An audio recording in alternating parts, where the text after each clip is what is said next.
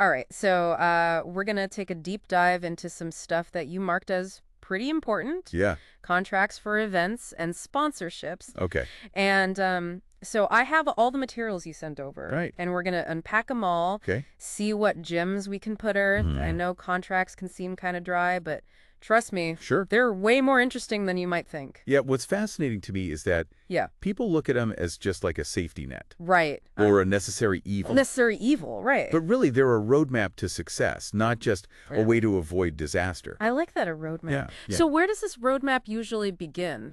What's the first landmark we need to hit?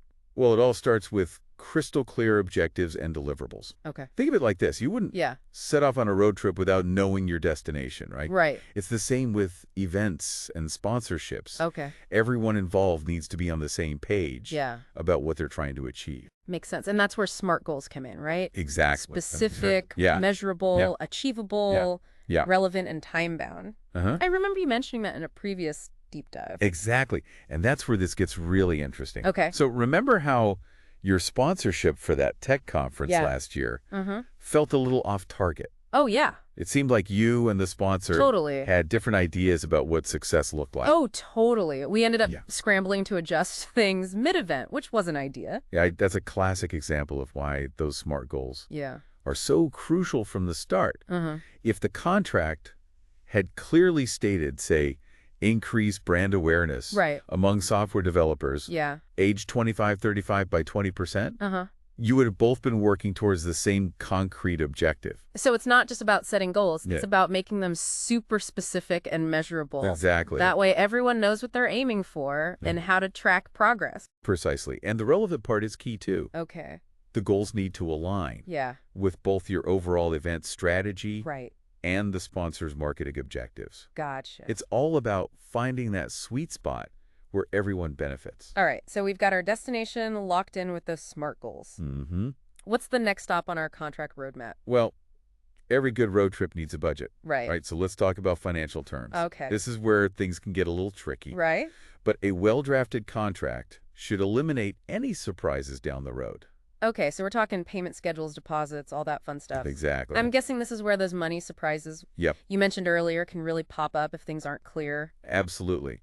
Imagine if your event had to be postponed due to unforeseen circumstances. Right. Like that freak snowstorm we had a few months back. Oh, yeah. A clear refund policy. Right. Like the one you highlighted in that article on force majeure clauses would have made navigating that situation so much smoother. That's a good point. You never know what might happen. So having those contingencies spelled out in the contract can save a lot of headaches later on. Exactly. And it's not just about cancellations. Okay. What about those unexpected costs that always seem to pop up? How can a contract help us navigate that's a good question. those tricky situations without I'm all ears. completely derailing the entire budget? Yeah. What's the secret sauce there? Well, a solid contract will address potential cost overruns. Okay. It might specify who's responsible. Oh, right. If certain expenses exceed the agreed upon amount. Or it might outline a process for reviewing and approving any significant budget changes. So it's like having a financial cushion. Think of it as a built-in safety valve for your finances. That makes a lot of sense. Yeah. Okay, so we've mapped out our goals, secured our funding. Right. What's next? Do we just hit the gas and hope for the best? Not quite. Okay. Every good road trip needs a detailed itinerary, right? Right. That's where timelines come in. All right. Think of them as the mile markers on our contract roadmap. Okay. Guiding us toward a successful event. All right, so we're talking deadlines, milestones, all those key dates that keep things moving forward. Exactly. Yeah, I'm starting to see how important these timelines are, especially when you've got a whole team of people involved. Precisely. Remember that marketing campaign you wanted to launch pre-event? Yeah. To generate buzz?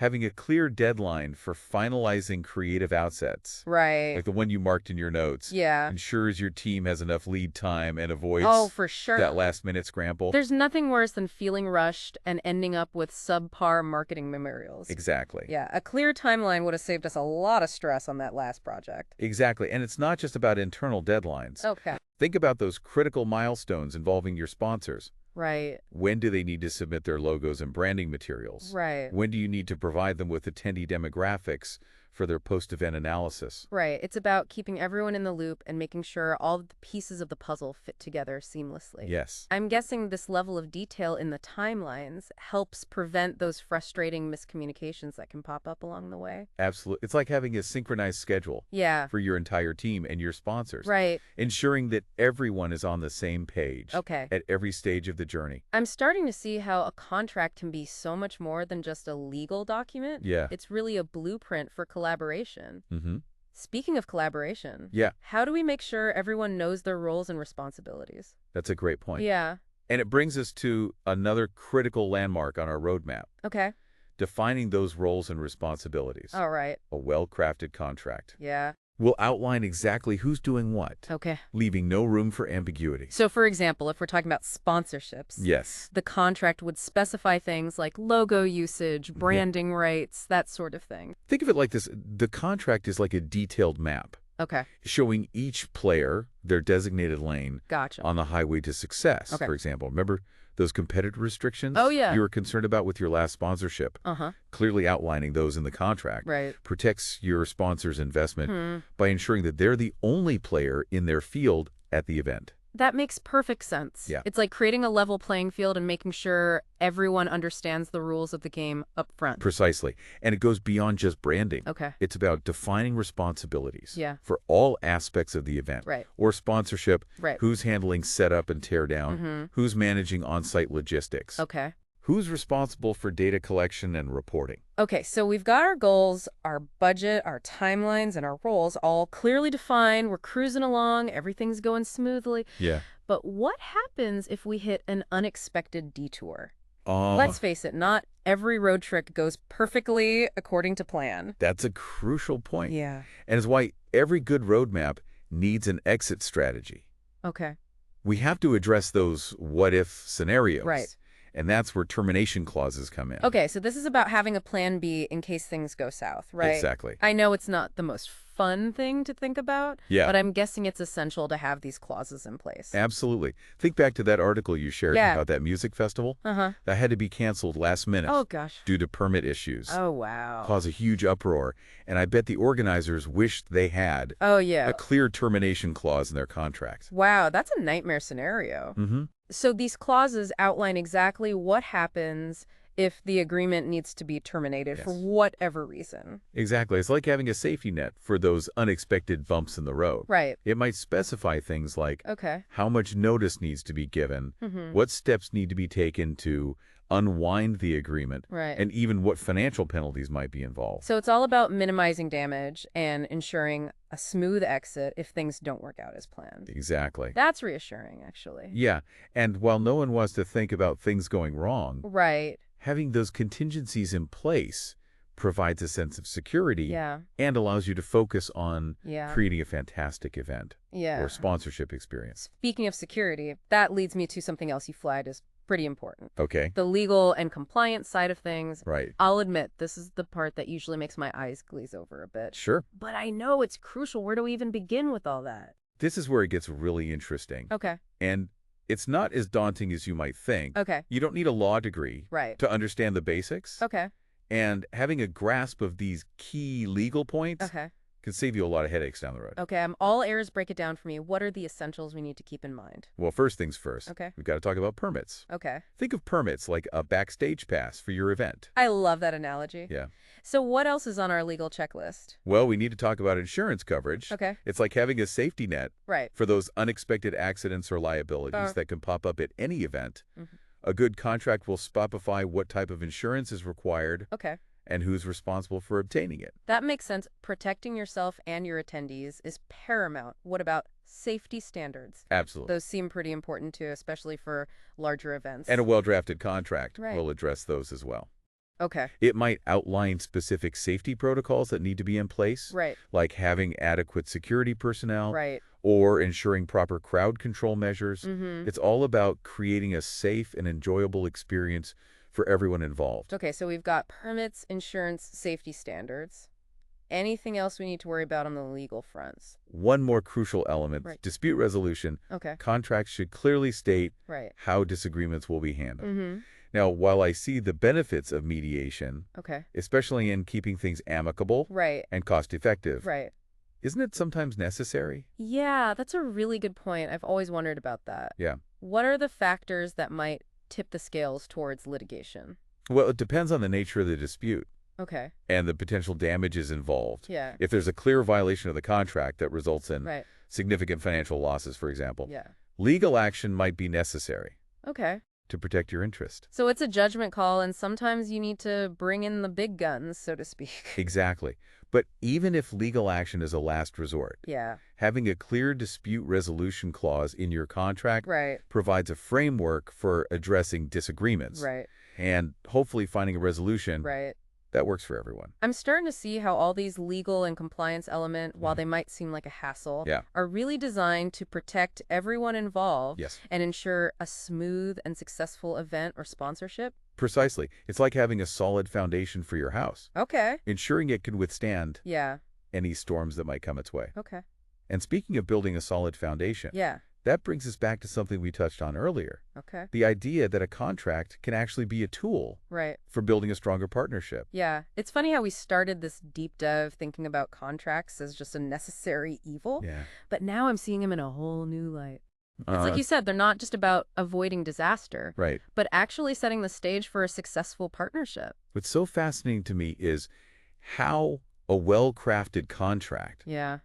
can actually foster a sense of trust and collaboration Right. between the parties involved. Yeah. It's not about creating this like rigid Yeah. set of rules, but rather a shared understanding Right. of expectations and a Yeah. framework for open communication. You know, thinking back to some of the events I've worked on, Yeah. the most successful ones were definitely those where we had a really solid contract in place from the start. Right. It made communication so much easier Yeah, and prevented those misunderstandings that can derail a project. exactly. And that's where those causes Yeah. that promote regular communication come in. Right. I remember you highlighted one in your research about scheduling quarterly check-in meetings Uh-huh. with sponsors. Yeah. That kind of proactive communication Right. can work wonders Oh, yeah, for sure. in building a strong collaborative It's relationship. like having those mile markers on our roadmap, Mm-hmm. but instead of measuring distance, Mm-hmm. they're measuring the health of the partnership. It's about making sure everyone stays aligned Right. and any potential issues are addressed early on. Precisely. Think of it this way. Okay. A contract isn't just a static document. Right. It's a living, breathing agreement Mm-hmm. that evolves along with the partnership. Right. And when both parties are committed Yeah. to open communication and a spirit of collaboration, Right. that's when the magic really happens. Okay, then I'm loving this reframing of contracts. Yeah. It's so much more empowering than just seeing them Yeah. as a way to cover your bases legally. Right. It's about building a foundation Yeah. for a truly successful and mutually beneficial relationship. Absolutely. And that brings us to a key takeaway Okay. I hope you'll carry with you. Right. Approach contract negotiation as an opportunity, Yeah. not just to protect your interests, Right. but to lay the groundwork for a thriving partnership. So it's not about approaching it Right. with a combative us versus them mentality, No. but rather a collaborative spirit of how can we make this Right. work best for everyone involved. Exactly. It's about finding that win-win scenario Okay. where both parties feel valued, understood, Yeah. and confident in the agreement they're entering into. Wow, we've covered so much ground today. We have. From SMART goals and financial terms Yeah. to timelines and legal compliance. Yep. It's amazing how much strategic insight is packed I know. into these seemingly simple contracts. And we've only just scratched the surface. Right. There's a whole world of contract nuances and best practices out there. Right.